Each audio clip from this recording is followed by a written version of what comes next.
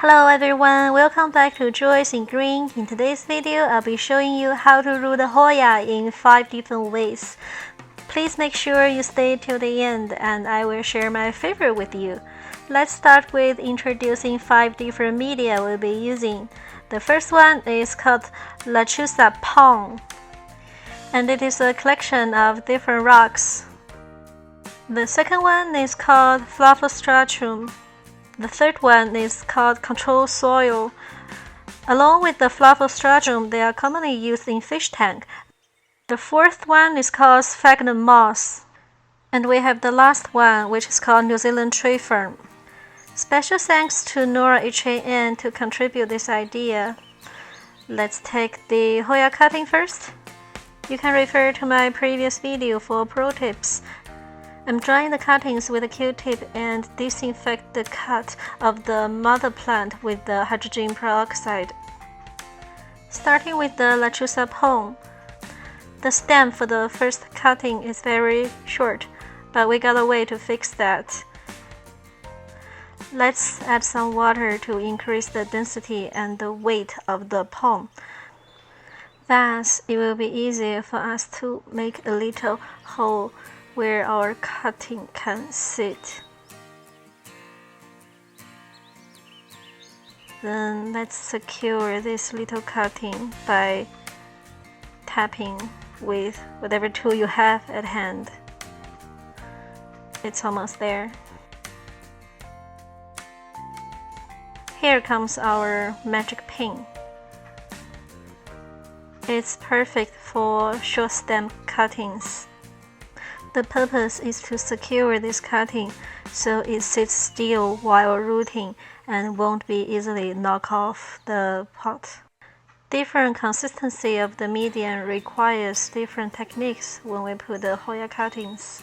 You will see the difference as we move on. Sometimes we plant it dry and sometimes we plant it wet. Sometimes we plant it halfway then top it up. Let's move to the next Flavostratrum. It's very similar to the first one, so I speeded up the process here. Add a little bit water and dig a hole, then sit our cutting inside. Sometimes you might need a few tweaks. Before the cutting can sit still, we tap it here to secure the surrounding medium. Moving to the third one, control soil. Here is a pro tip for longer stem cuttings. Instead of digging a hole and place the cutting later, we place the cutting in the pot first and then adding the medium. In this way, it will be perfectly secured around the stem, and we won't need any additional support later. You may also notice that the medium is dry and we only add wood later. The reason is because handling a wet medium is much harder. I'm just adding a few light spray before we move to the fourth one, sphagnum moss. For this one, unlike the previous one, we use it wet. I've already prepared some ready-to-use wet sphagnum moss. Let's put it in this pot. Give it a little bit pressure, a little bit press, so that it secures better around the stem. Note that we don't want it too wet, otherwise it will make no difference than water rooting a Hoya, right? We still want some air in between the little gaps.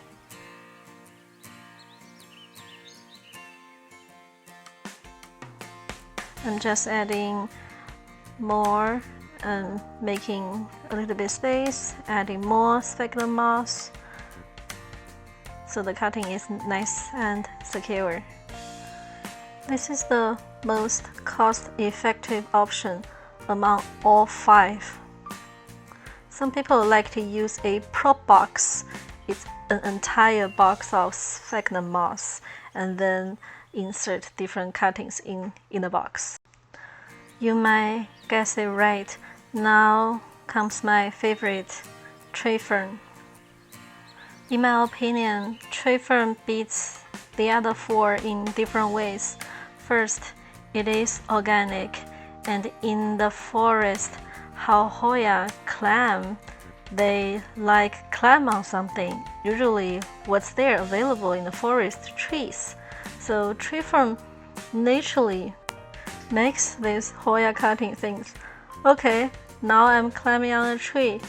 Let me develop more roots so that I can secure myself while absorb nutrition that I used to do in the forest. I use tree fern dry during potting, easy and convenient. Speaking of Lechusa palm, some Hoya they do love rocks, and Lechusa palm is a really good semi-hydro option, but it is always out of stock and very expensive. That's why I discovered tree fern just work as well, or maybe even better than palm. It absorbs water, but it can never hold that much water, unlike moss. And you can never overwater it as long as you just pull the excess water out.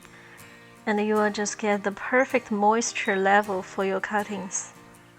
Let's talk about pros and cons for Stratchum and control soil. These two are very similar. Both are human compound mix. Control soil may have more nutrition and is more expensive than Stratchum. And Stratchum has more nutrition than moss, but it's slightly more expensive than moss. So it depends on your budget. You can choose whichever fits best for you. Here is a quick tier ranking by me from my most favorite to least.